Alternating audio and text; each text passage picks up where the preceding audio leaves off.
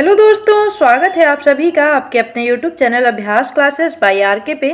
तो जो हमारी क्वेश्चंस की सीरीज चल रही थी उसमें ये आज हमारी अगली वीडियो है जिसमें हम जीव विज्ञान के 10 प्रश्नों को कवर करने वाले हैं। ये सारे प्रश्न परीक्षा में पूछे हुए हैं और किसी भी गवर्नमेंट एग्जाम की अगर आप तैयारी कर रहे हैं तो ये सारे प्रश्न आपके लिए बहुत ही अधिक उपयोगी सिद्ध होने वाले हैं। तो लास्ट तक सारे क्वेश्चंस को जरूर देखिएगा। सिर्फ 10 क्वेश्चन हैं, वीडियो बहुत छोटी होगी तो इन्हें देखना बिल्कुल मत भूलिएगा, एक भी क्वेश्चन मिस ना हो। तो आइए स्टार्ट करते हैं और अपने पहले प्रश्न को देखते हैं। जो हमारा आज का पहला प्रश्न है कि न्यूरॉन क्या है।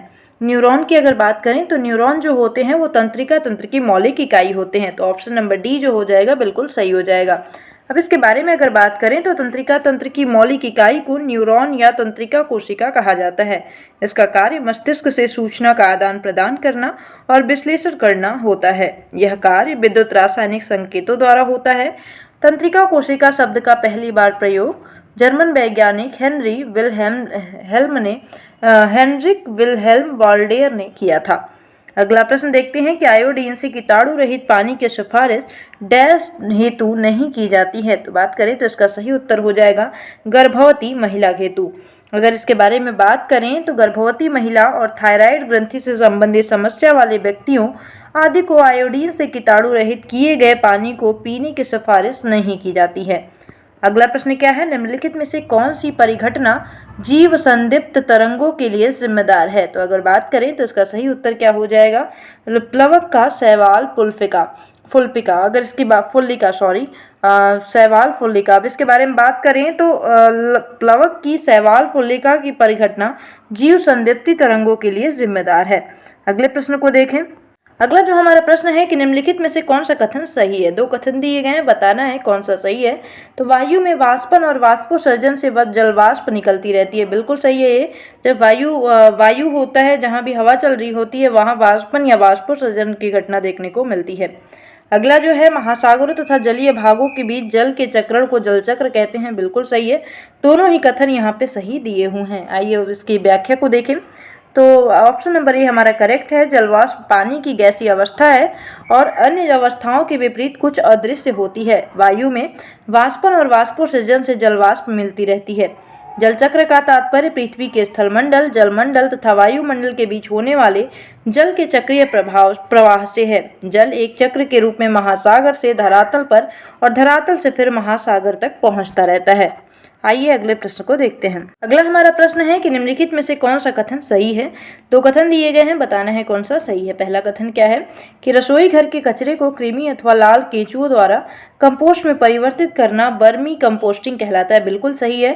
जो भी घर के कूड़े कचरे होते हैं उनको अगर हम खाद के रूप में बदल रहे हैं केंचुओं का यूज करके, तो उसको वर्मी कंपोस्टिंग कहा जाता है। अब अगला जो दिया गया है क्या है, रसोई घर के अपशिष्ट सहित पौधों एवं जंतु अपशिष्टों को खाद में परिवर्तित कंपोस्टिंग कहलाता है। तो बिल्कुल सही है, ये भी कथन क्या है बिल्कुल सही है।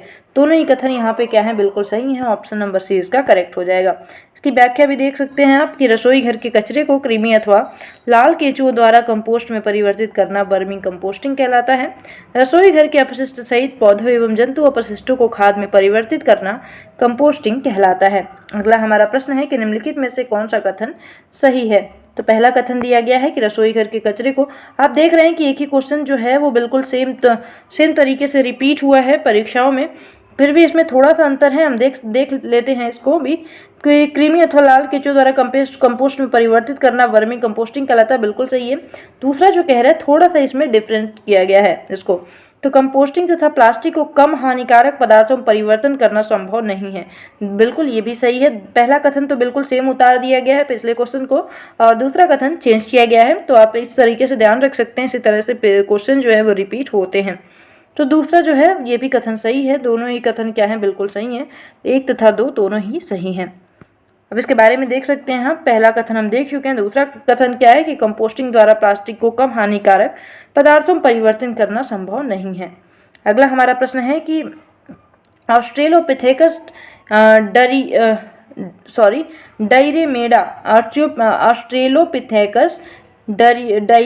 डायरोमेडा नामक नई मानव पूर्वज प्रजाति किस देश में पाई गई है। तो बात करें तो ये जो है इथियोपिया में पाई गई है। अब इसके बारे में बात करें तो इथियोपिया में मानव पूर्वज की एक नई प्रजाति पाई गई है। नई वर्णित प्रजाति ऑस्ट्रेलोपिथेकस डेरेमेडो के ऊपरी जबड़े की खोज 4 मई 2011 को इथियोपिया देश में हुई है। यह नई जीवाश्म हेमिनिड प्रजाति का नाम है। अगला प्रश्न है हमारा कि प्राकृतिक चयन के सिद्धांत का प्रतिपादन किसने किया है। तो बात करें प्राकृतिक चयन के सिद्धांत का प्रतिपादन डार्विन के द्वारा किया गया। अब इसके बारे में और भी हम कुछ देख लें जो कि परीक्षा में बहुत बार रिपीट होते हैं। ग्रेगर जॉन मेंडल ने आनुवांशिकता का नियम दिया। जेवी लैमार्क ने उपार्जित लक्षणों का नियम दिया। चार्ल्स रॉबर्ट डार्विन ने प्राकृतिक चयन का सिद्धांत दिया। ह्यूगो डे व्रीज ने उत्परिवर्तन का सिद्धांत दिया था। देखते हैं अगले प्रश्न को। अगला हमारा प्रश्न है कि यामानाका और गोल्डन नाम निम्नलिखित में से किससे संबंधित है। तो बात करें ये कोशिका चक्र विनियमन अध्ययन से संबंधित है। अब इसके बारे में जानें तो जॉन पी गोल्डन एवं शिन्या यामानाका को कोशिका चक्र विनियमन के अध्ययन से संबंधित खोज के लिए 2012 में संयुक्त रूप से चिकित्सा का नोबेल पुरस्कार दिया गया था। अगला प्रश्न है, अगला हमारा प्रश्न मैच करना है, मैं देखते हैं इसको भी। तो इसमें आप देख सकते हैं कुछ पदार्थ दिए गए हैं जिनको बनाने की जो प्रक्रिया है उसमें इन प्रक्रियाओं में किसका यूज किया जाता है। तो पहला अगर बात करें ओटाई जो है, ओटाई का प्रयोग कपास बनाने में किया जाता है। संशोषण जो प्रक्रिया है इसका प्रयोग चमड़ा बनाने में किया जाता है। चीरना जो है ये आपका किस में यूज किया जाता है। तो भेड़ के ऊन के बनाने में प्रक्रिया में चीरना एक उसमें प्रोसेस होता है। लक्ष्य बनाना किससे संबंधित है। तो रेशम से संबंधित है। तो इसका करेक्ट आंसर क्या हो जाएगा। अगर बात करें तो करेक्ट आंसर जो हो जाएगा ऑप्शन नंबर बी हो जाएगा। देख लेते हैं इसको। तो ओटाई जो है कपास से संबंधित है, संशोषण चमड़ा से संबंधित है, चीरना भेड़ की ऊन से संबंधित है और लक्ष्य बनाना रेशम से संबंधित है। अब अगला प्रश्न क्या है हमारा। अगला प्रश्न है कि जैव प्रौद्योगिकी में शामिल नहीं है। तो जैव प्रौद्योगिकी में अगर बात करें तो कौन सा शामिल नहीं है। यहाँ पे देख सकते हैं थोड़ा सा प्रश्न में मिस्टेक है, शामिल है पूछना चाहिए, नहीं यहाँ पे नहीं होगा, क्योंकि ये जितने भी हैं genetic engineering, testing, baby cloning, ये सभी क्या हैं जैव प्रौद्योगिकी के भाग हैं। तो उपयुक्त सभी क्या हैं, सही हैं इसमें। अब देख सकते हैं इसके बारे में पढ़ लिया जाए कि जैव प्रौद्योगिकी वह विषय है जो कि अभियांत्रिकी और तकनीकी द्वारा जीवों के जीवन तंत्र से संबंधित अध्ययन और समस्या के समाधान के लिए उपयोग किया जाता है। आजकल जैव प्रौद्योगिकी के विस्तार में cloning, test tube baby, genetic engineering तथा विविध विज्ञान को भी शामिल किया गया है। तो ये थे आज के हमारे पूरे प्रश्न।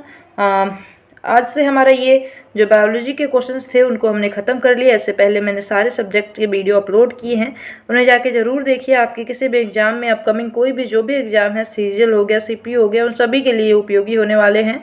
और अब हम देखेंगे जो अगला हमारा वीडियो होगा वो कंप्यूटर सब्जेक्ट को हम स्टार्ट करेंगे। उसमें भी हम छोटी वीडियो से ही कवर करेंगे पूरे सब्जेक्ट को, पूरे उसके जो भी इंपॉर्टेंट क्वेश्चन हैं उन सबको।